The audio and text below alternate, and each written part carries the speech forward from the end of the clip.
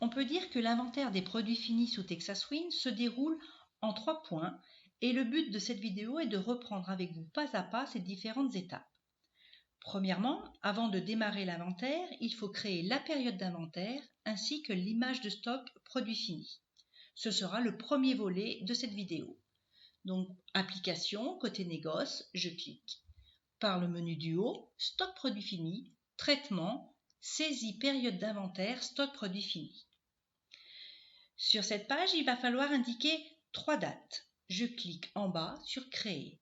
Puis j'indique le début d'inventaire, la date de début d'inventaire et la date de fin d'inventaire.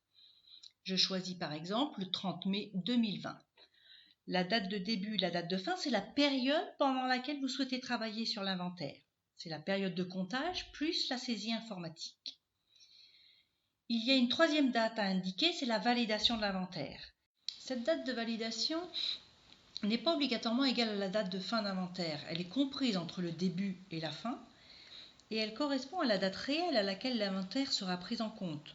Elle pourra vous servir également à sortir par exemple le stock comptable. J'ai choisi moi le 20 mai 2020. La création de l'image stock produit fini se coche automatiquement. Créer une image correspond à prendre une photo de votre stock à l'instant T. Il est très important de prendre cette photo de stock juste avant de démarrer le comptage. Il faut comprendre en effet qu'entre le moment où l'image de stock produit fini a été créée et durant la période de comptage de vos articles, aucun mouvement de stock ne doit être effectué.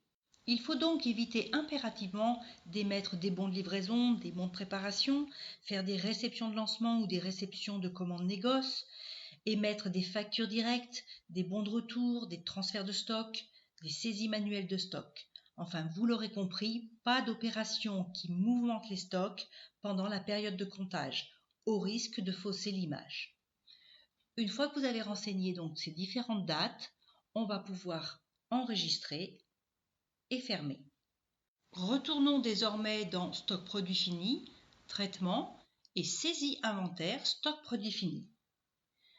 Nous voici à la deuxième étape de l'inventaire, c'est-à-dire la saisie de l'inventaire, la saisie manuelle ou alors la saisie par import de fichiers code barre.